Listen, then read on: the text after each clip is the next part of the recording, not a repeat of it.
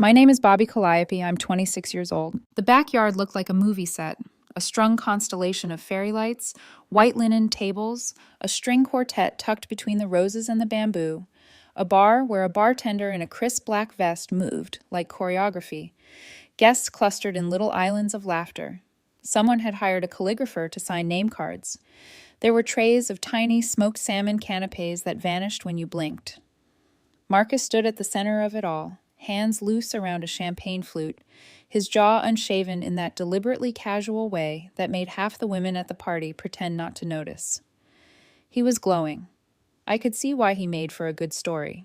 People were toasting, the hum of conversation folding over the yard, and I kept pretending, because the performance mattered to some part of me that was stubborn as gravity. I smiled, I distributed compliments, I poured wine into flutes like a competent host. It's strange how the outwardness of a thing can be the perfect camouflage for what's rotting on the inside. I'd planned this party for months. The caterer I'd insisted on, the band on the playlist I'd curated, the house I'd renovated after years of second jobs and late nights. Guests would later say the evening was so her and mean, that as a compliment. I'd paid for everything because I wanted the day to be exactly the way I imagined. That detail mattered, a fact that would become useful later in a way I didn't advertise. Small misfits had been stacking in my chest for a while, notes I didn't let myself play too loudly. Marcus coming home with unfamiliar cologne like a borrowed scent, an absenting of eyes when I spoke about roofs we might replace, or cities we might buy a summer apartment in. The late nights he called with friends that left the sheets warm to the touch with a perfume that wasn't mine. I filed those things away like receipts you put into a shoebox and forget. You don't open it until you need to. The excuse to slip inside was tiny and plausible. The playlist's crossfade had been acting up. I'll check it, I told his sister, and she waved me on with a conspiratorial smile. Inside, the iPad by the kitchen speakers was funny and domestic, gleaming in the counter lights. We'd set it to link to Marcus's phone months ago, so I could cue songs when he danced to his old bands. Tonight, the convenience was a liability. The screen brightened as I reached for it. A new message slept there like a small bomb. The name at the top pulled the air from me. Daphne. My thumb hovered. The party outside swelled with laughter, and for an instant I listened to each sound as if it were a note I could use. I clicked. Her message was a reply, a careful little thing that landed like a confession. Can't wait to see you tonight. Above it, Marcus's own text glowed, sent just minutes earlier from the room where he stood with our guests. Just hold on a little longer. Is tonight still on? And Daphne's absolutely. Can't wait to see you tonight. For a second, I felt nothing so much as the clarity of a photograph developed in a tray. Slow, chemical truth. Not the dragged, searing pain I'd rehearsed in 1,000 replayed scenarios. That night, the feeling was cold, surgical. Every small oddity from the last year snapped into place. The phone calls, the perfume, the distracted half-kisses, and they made sense in a way they hadn't before. Logic reached out its hand. I could have broken the iPad then. I could have stormed through the yard, handed Marcus the evidence, and watched 1,000 private threads snap into public flame. It would have been messy, loud, entirely human. But I had not called myself a builder for no reason. I see structure where others see rubble. This called for measured demolition, not a tantrum. I put the iPad down. My breathing evened. I walked back into the garden with a glass of whiskey in my hand like a woman who belonged at the center of things. Nobody noticed the way the glass was gripped, that even the whiskey tasted of plans. I made 3 quiet moves. First, I found the catering captain, a man with a clipboard who found it hard to say no to a large tip. I told him calmly that the party favors had a last-minute change. The expensive silver tokens would be held back. In their place were some silly plastic rings pulled from my office drawer. He looked at me like I'd asked him to set the dessert on fire. I folded a bill, and his expression rearranged to comprehension. Second, I slipped 10 crisp bills into the hand of the first violinist and asked about our final song. Something simple, I said. The musician raised an eyebrow but agreed. He'd be playing one tune at the end, an odd choice, but music can be a tool the way a hammer is. Third, I found my brother, my best man in the old sense, not the ceremonial one, and told him to stand behind me when I needed him. He is quiet as a weather front. When he moves, people notice. He nodded once. It took less than an hour for the plan to feel inevitable. I worked the crowd with a politician's smoothness. I complimented Marcus's mother on the seam of her dress, asked about her new pottery class, shook hands with old clients of Marcus's father, men who would later have to explain themselves to themselves. They all smiled. They all drank. They all thought they knew the story. When the twilight softened and the garden lamps began to glow like distant stars, I stepped up onto the little terrace the caterers had built as a stage. I tapped my champagne flute with a butter knife, the household sound of someone about to speak the thing that rewrites the room. Conversation thinned, glasses tilted. "If I could have everyone's attention for a moment," I said, and my voice cut through the chatter. Marcus's smile was a practiced thing at first. He thought perhaps this was his night. He was not ready for the rest of it, and he had no idea how precisely the rest of it had been arranged. "I want to thank you all for coming tonight," I began. I raised the glass. The rehearsed lines felt sour on my tongue. Love, partnership, building a future. But I spoke them because the contrast mattered. I let the words sit like bait. When I asked Marcus to be with me, I believed in loyalty. I believed that trust was something you built with small, daily bricks. I let that hang. But lately I've learned trust can mean different things to different people. A rumble passed through the crowd. Marcus's expression flickered. Unsettled, then defiant. He mouthed something to a bridesmaid-turned-guest and kept smiling. "For some," I said, and then I did something the hush in the yard would replay for weeks. I pulled my phone from my pocket and held it up. The image was apologetic in its simplicity, a screenshot of a message thread, Marcus's name, Daphne's name, the line, "Can't wait to see you tonight." The garden inhaled. Marcus's face went pale in the way a photograph can go pale, flat, wrong. He was still for a half second, as if a movie had frozen just before the next frame. Somewhere someone coughed. Someone whispered. Then louder. "What?" I said slowly, with the kind of evenness that used to be mistaken for composure. "I thought tonight was our celebration. Turns out for Marcus, tonight had a second reservation." For an instant, nothing moved. Then the violinist I'd paid for began to play the last song, a single, bittersweet measure that made the scene feel orchestrated, even if half the country would later say they saw fate in it. Marcus's mother's hands were clenched into fists at her sides. His father's face had gone a color that means trouble. The party changed shape in a single beat. The elegant backyard dissolved into a courtroom of relatives and gossip. People who'd laughed 10 minutes ago looked at Marcus like he'd been an actor and the curtain had slipped. I drank the champagne in one decisive swallow and felt for the first time that night the small, empty hollow that sometimes follows a victory. It's strange to be right and lonely at the same time. Outside the ring of stunned faces, someone started to murmur the shape of a question. "Is she being set up? Phone hack?" Those were the words a desperate person throws for flotation. I handed my phone to my brother, who slipped it back into my pocket like he'd sealed a letter. "This is happening," I said, and my voice was steady, because precision has a sound you can practice until it never trembles. The rest of the night would be a sequence of breaking dishes, angry shouts, a mother collapsing into a couch, and people clutching cheap plastic rings like some absurd consolation. But that came after this quiet, terrible slide, the point when the perfect image bent and split like glass. For now, the image of Daphne's message sat small and bright in my phone, proof of everything I'd been pretending not to see. There would be consequences. There would be lawyers and vultures. But not tonight. Tonight was where the lie ended and the ledger began. The silence that followed my toast felt like it had mass. Heavy, suffocating. Then came the voices, sharp and overlapping. Marcus's father barked my name like it was an order. Marcus himself froze, jaw set, eyes wild, searching for a script that didn't exist. I could almost see the flicker of calculation behind his panic. He wasn't looking at me. He was scanning the faces around us, gauging who might still be on his side. "Bobby, what the hell is this?" he demanded finally, voice cracking on my name.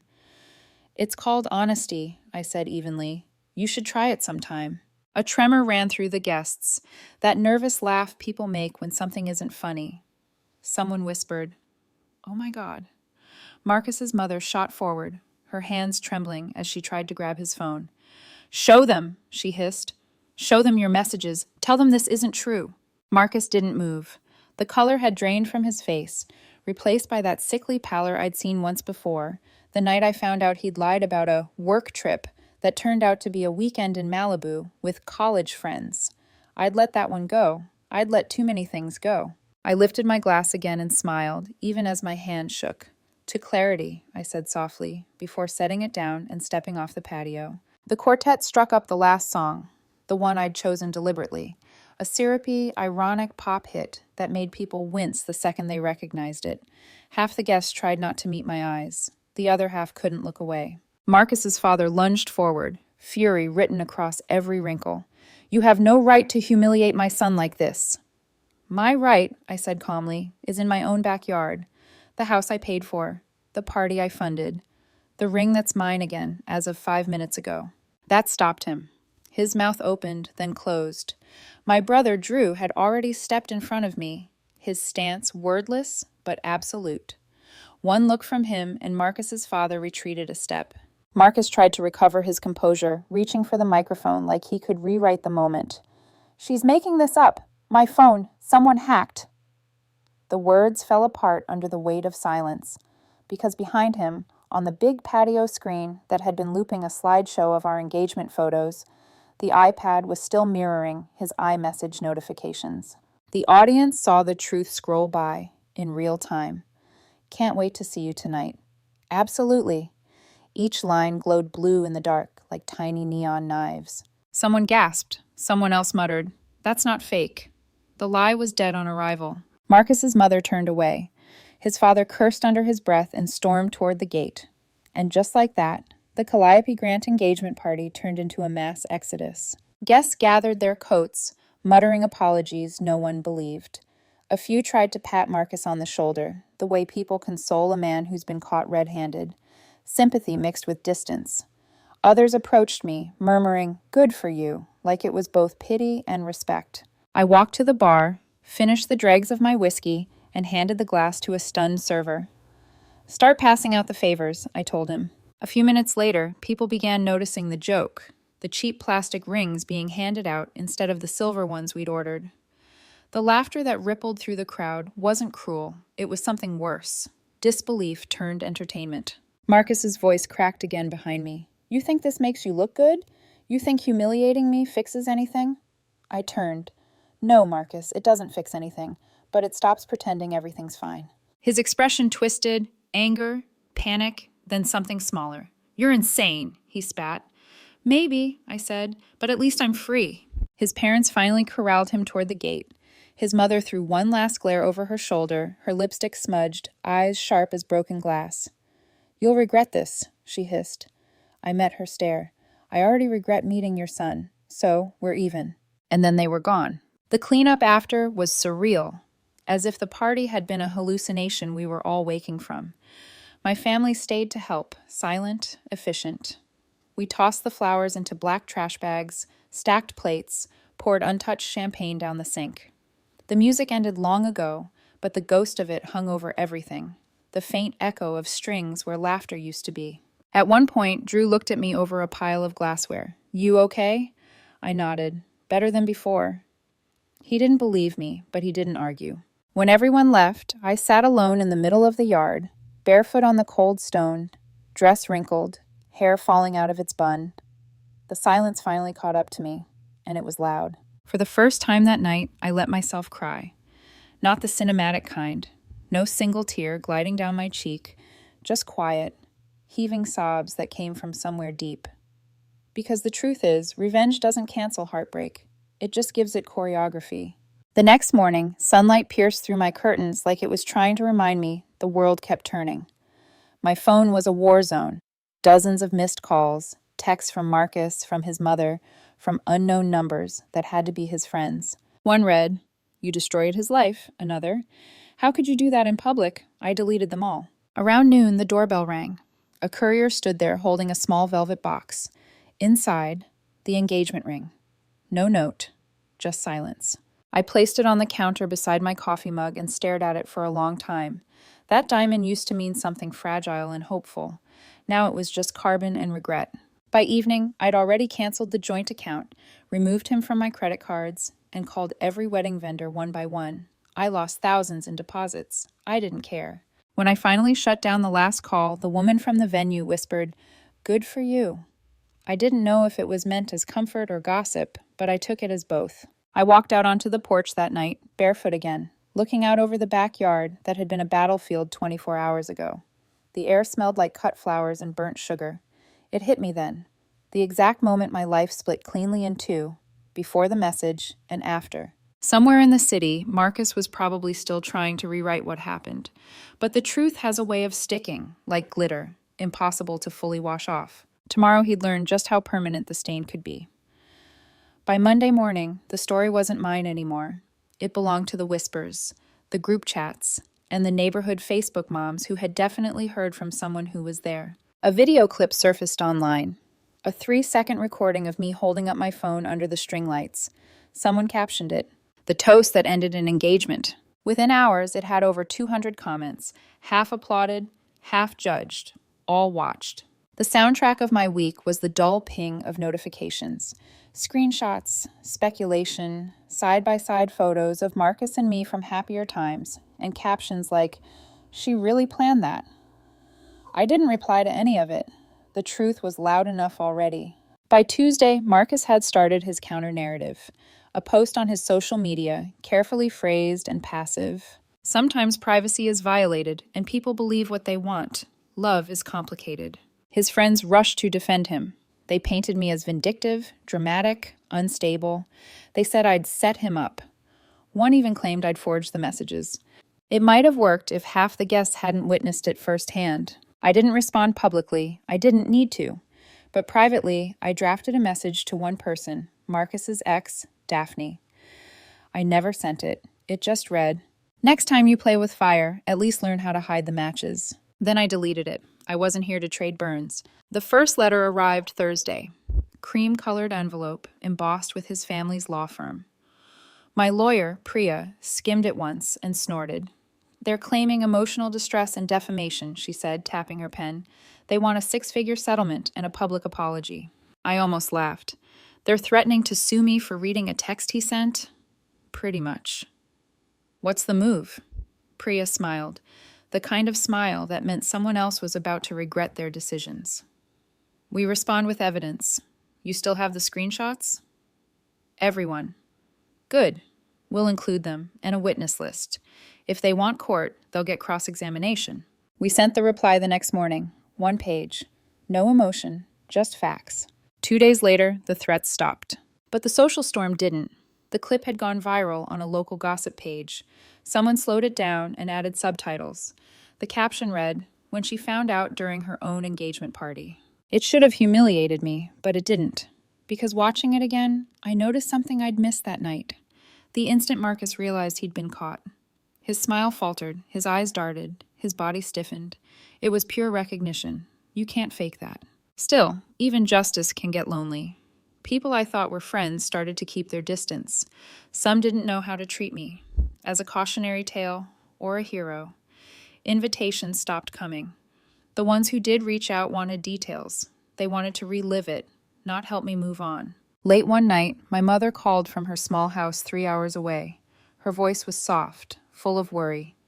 "Baby, I saw the video. Are you okay?" "I'm fine," I lied. "No one's fine after something like that." There was a pause. "Your father would have said the same thing I'm about to," she continued. "Pride keeps you standing, but forgiveness is what lets you walk away." I didn't respond. I wasn't ready to forgive anyone. Not Marcus, not Daphne, and certainly not myself for missing the signs. That weekend, Marcus tried again. Not through lawyers, through guilt. A text, 3 a.m. "You ruined my life for one mistake. I hope you're proud." I stared at it for a long time, thumb hovering over the screen. Then I typed back. "You didn't make one mistake, Marcus. You built a house out of them and invited me to live inside." I never hit send. Some truths don't need delivery. Monday came again. At the coffee shop, people looked at me differently. Not cruelly, just curiously. A barista whispered to another, "That's her." I'd become an urban legend in my own zip code. But beneath the gossip, something else had shifted. Vendors I'd canceled started refunding me partial deposits. An old mentor called to offer contract work, just until things calmed down. And Marcus's father's car dealership? Rumor had it his sales had dropped. People didn't like buying cars from a man who raised a liar.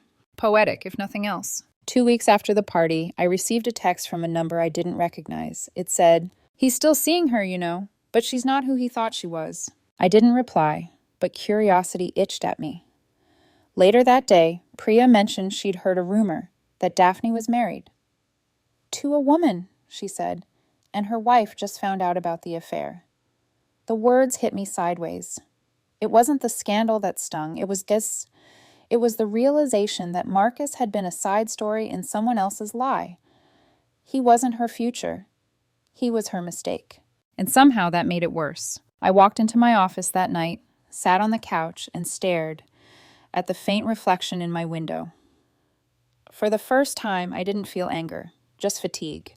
There's something strange about public revenge. People call you strong. They say you taught him a lesson.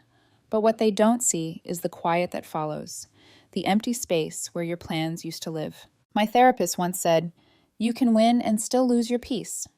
That's what it felt like I'd won a battle but misplaced my calm somewhere between the applause and the headlines. Still, peace or not, the truth was out there, and no one, not Marcus, not his parents, not Daphne, could rewrite it now. By the end of the month, silence replaced scandal. The neighborhood stopped whispering. People moved on to new stories, weddings, promotions, divorces that didn't involve me. But in the quiet, the ruins of what Marcus had built began to show. I didn't go looking for updates. They found me anyway. A mutual friend texted one afternoon. "You won't believe this." Attached was a blurry photo of Marcus's father's dealership. The big, tacky banner that used to say, "Grant Motors, family you can trust," had been taken down. Apparently, customers stopped showing up. The gossip about the engagement scandal had stuck harder than anyone expected. Marcus's father was livid, not because his son cheated, but because he'd been caught doing it so publicly. I heard he'd fired 2 employees who mentioned my name, like erasing me would undo the damage. Marcus, meanwhile, had gone quiet. His social accounts vanished. His number changed. He dropped off every radar except one, the rumor that he was working nights at a logistics firm his uncle owned, just to pay his bills. Karma, it seemed, preferred direct deposit. Then, one Thursday morning, Priya, my lawyer, called again. "Guess who contacted me?" she said, voice sharp with disbelief. "Daphne?" "Bingo. She's furious. Claims Marcus dragged her name through the mud to save his own. She wants a statement from you, confirming you exposed the affair first." I laughed bitterly. "She wants me to protect her reputation?" "She's threatening to sue him, Bobby. Says he told her he was single. Apparently her wife found out everything and filed for divorce last week." I froze. "Her wife?" Priya sighed. "Yeah. Turns out Daphne's married. And her wife is persistent. She's been contacting Marcus's employers, warning them about harassment and manipulation. It's a mess." I leaned back against my desk, the irony burning slow and cold. Marcus hadn't just betrayed me. He'd walked straight into someone else's web, too. For a moment, I almost pitied him. Almost. That evening, I opened an old album on my laptop. The engagement photos we'd taken 3 months before. In every frame, Marcus's smile looked real. And that was the scariest part. He was genuine in those moments. He'd loved me in the shallow, self-serving way some people love. When it's easy, when it flatters them, when it keeps the spotlight steady. Love without consequence. I closed the album, deleted the entire folder. It didn't hurt like I expected. It felt clean. But closure has a cruel sense of timing. 3 days later, I ran into Marcus. It was at a networking mixer downtown, the kind of event where people sip cocktails and pretend their lives are intact. I hadn't planned to see him, and for a second, I didn't recognize him. His hair was shorter, suit rumpled, eyes tired. When he noticed me, he froze mid-sentence, a drink halfway to his mouth. I almost walked away, but something, curiosity, or the need to see the ghost up close, kept me there. He approached cautiously. "Bobby." "Marcus. You look good. Better than you." That one landed. He winced, then gave a hollow laugh. "I deserve that." "Yes," I said simply. He hesitated, searching for words that could fit the crater between us. "I lost everything," he said finally. "My job, my family's business, my friends." I waited. I wasn't going to rescue him with empathy. I don't know what I was thinking. Daphne told me she wanted something real, and I believed her. "She was married," I said. He blinked. "What?" "She had a wife, Marcus." His face drained of color. He whispered, "That's not possible." "It is," I said. "You weren't her escape. You were her distraction." He sank into silence. It was strange, seeing the man who'd once towered in confidence shrink in real time. Finally, he looked up. "Do you hate me?" I thought about it for a long moment. "No," I said. "You don't hate an earthquake. You just rebuild differently afterward."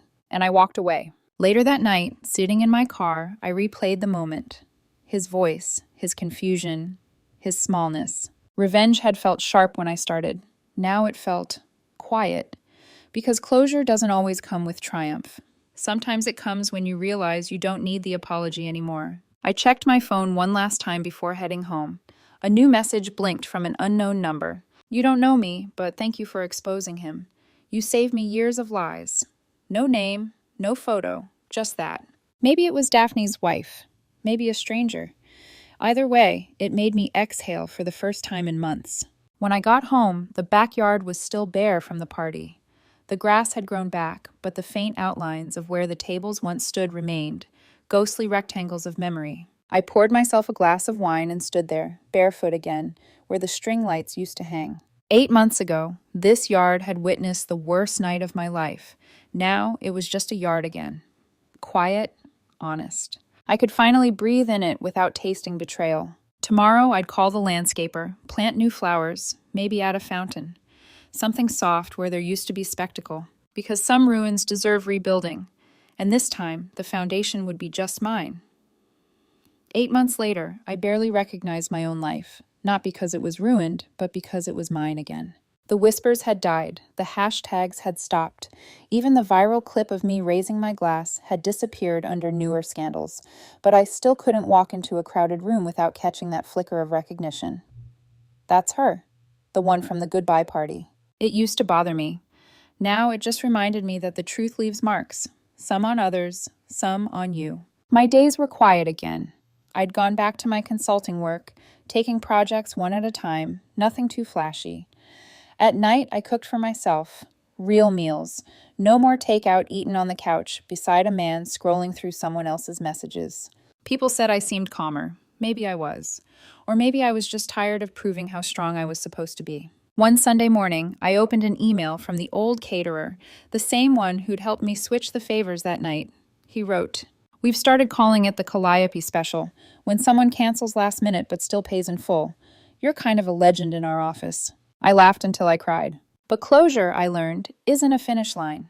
It's a quiet, unremarkable Tuesday when you realize you haven't thought about them all day. For me, that Tuesday came in May. I was having lunch downtown with a few colleagues when a familiar voice drifted from the host stand. Marcus. I didn't notice him at first.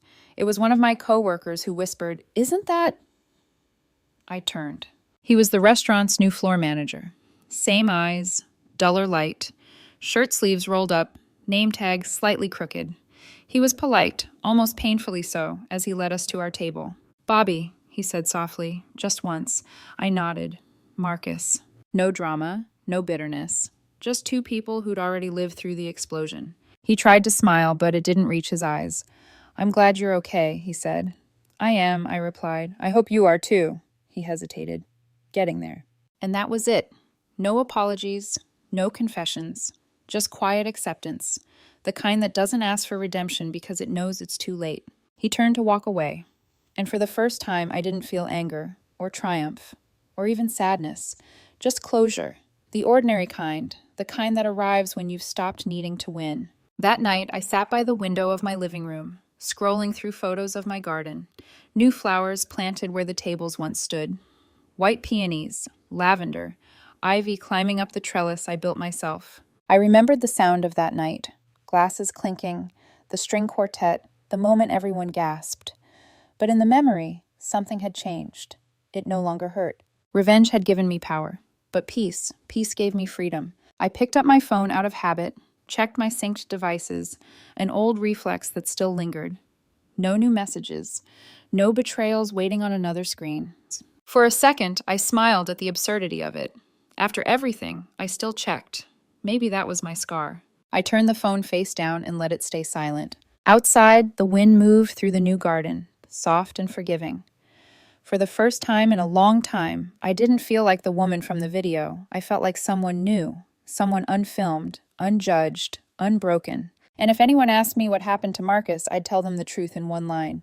He taught me how easily love can lie and how beautifully truth can heal. I raised a quiet glass of wine to no one in particular, whispered a final toast into the dark, to endings that teach and beginnings that don't need permission.